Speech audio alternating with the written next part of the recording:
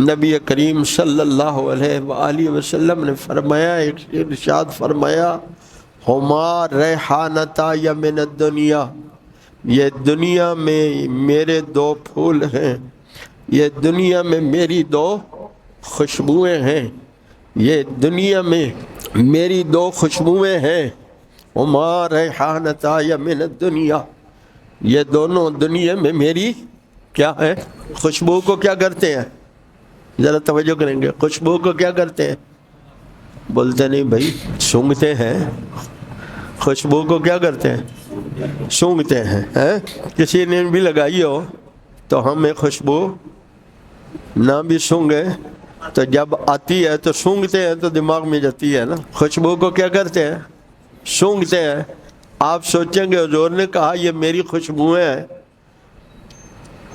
نبی کریم صلی اللہ علیہ وسلم حضرت حسن کے پیٹ سے کپڑا اتار کر اپنی ناک لگا کر سونگھتے تھے۔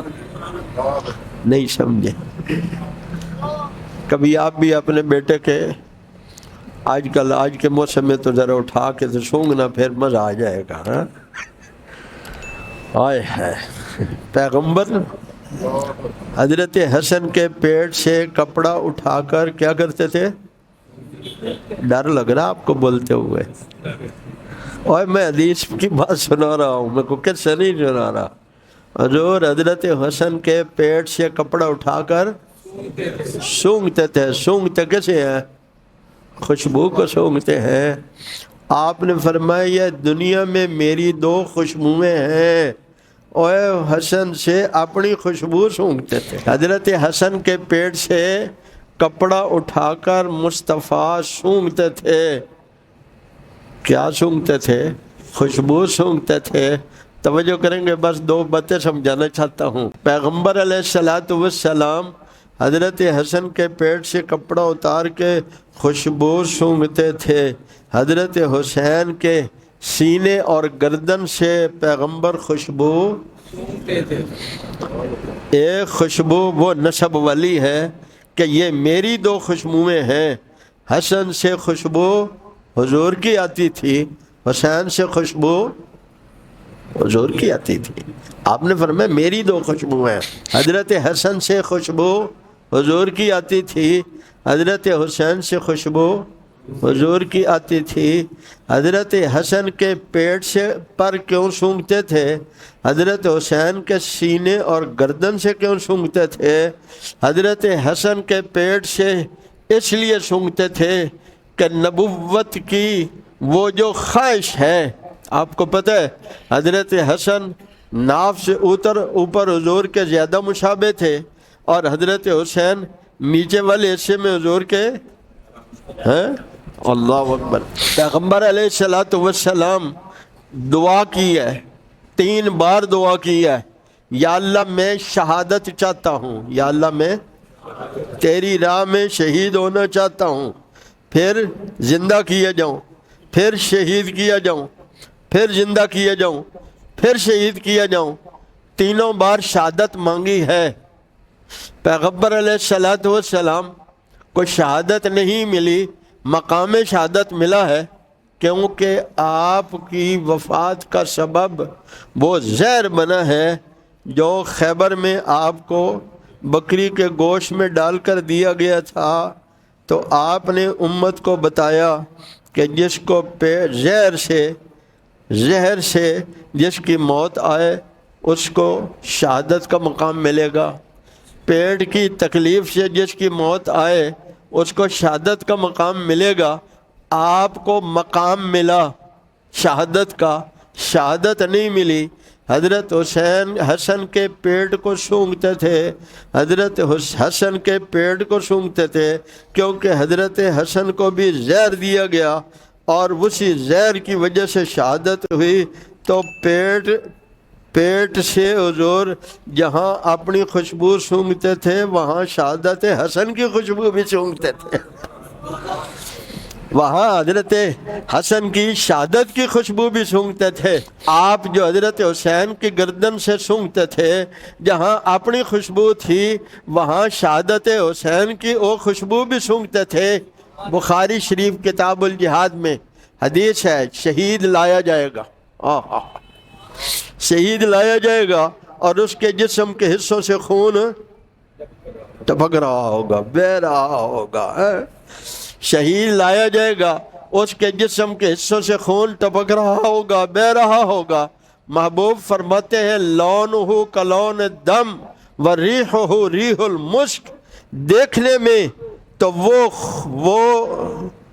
خون ہوگا، دیکھنے میں تو وہ خون ہوگا، لیکن اس خون سے اس خون سے خوشبو مشک اور عطر، مشک کی عطر سے بھی زیادہ آ رہی ہوگی۔ اللہ اکبر۔ لونہ کلون الدم، اس کا رنگ تو خون والا ہوگا لیکن خوشبو مشک کی ہوگی، اور مشک بھی دنیا کا نہیں ہوگا جو کسی ہرن کی ناف سے نکلتا ہے، اور مشک بھی تو پھر جنت کا ہوگا۔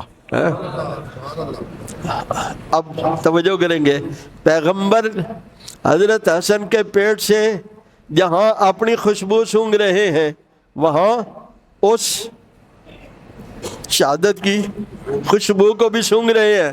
حضرت حسین کی گردن سے جو سونگھ رہے ہیں، وہاں اپنی خوشبو بھی جہاں سونگھ رہے ہیں، وہاں شہادت کی خوشبو بھی سونگھ رہے ہیں۔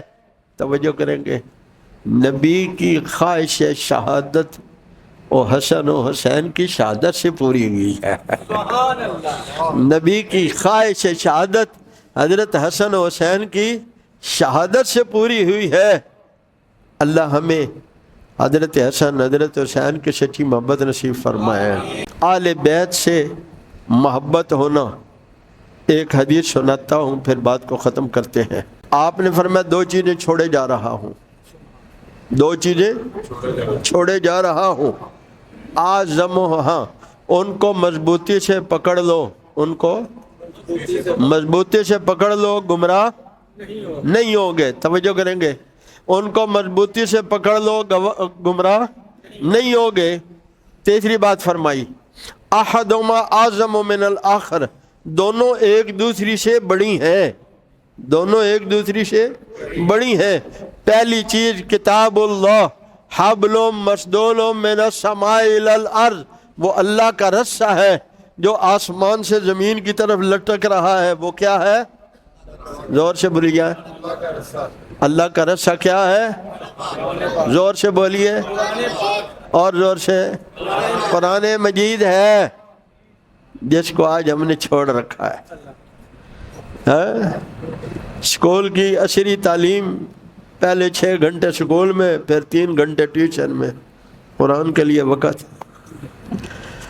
آئے ہائے، نبی تو آخری حصے میں فرما رہے ہیں قرآن کو مضبوطی سے تھامو، نیت کرو روز تلاوت کرو گے، ایسے نہیں، ہاتھ کھڑے کر کے کہا روز تلاوت کریں گے، آل بیت سے تعلق جوڑے رکھیں گے، پیغمبر علیہ السلام کے گھرانے سے محبت جاری رکھیں گے۔ آپ نے فرمایا دونوں کو مضبوطی سے پکڑے رکھنا، گمراہ نہیں ہوگے، دونوں ایک دوسرے سے بڑھ کے ہیں۔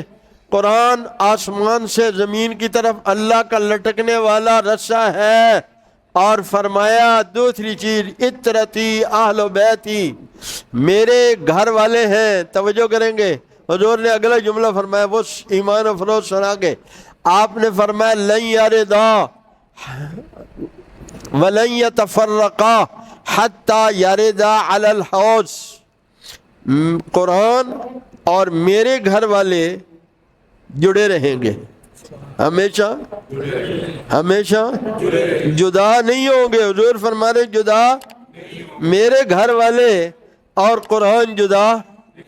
اور حضرت حسین رات کو بھی قرآن پڑھ رہے ہیں، نیزے پر بھی قرآن پڑھ رہے ہیں۔ میرے گھر والے اور قرآن جدا، توجہ کریں گے، حتی یردا علی الحوض، حوض کوثر پر، حوض کوثر پر دونوں جو اکٹھے ہوں گے۔ حوض کوثر کیا ہے؟ جہاں حضور اپنی امتیوں کو پلائیں گے، اور اس کے جام آسمان کے ستاروں سے بھی زیادہ ہے۔ جہاں پہنچیں گے تو قرآن اور آل بیت اکٹھے ہوں گے. توجہ کریں گے, قرآن اور آل بیت اکٹھے ہوں گے. حوض کوثر پہنچنے تک قرآن آل بیت اکٹھے ہوں گے. جو قرآن میں ہوگا وہ آل بیت میں ہوگا, جو آل بیت میں ہوگا وہ قرآن میں ہوگا. اللہ مجھے آپ کو عمل کی توفیق عطا فرمائے. وآخر دعوانا ان الحمدللہ. انوار ختم نبوت ٹرسٹ پاکستان.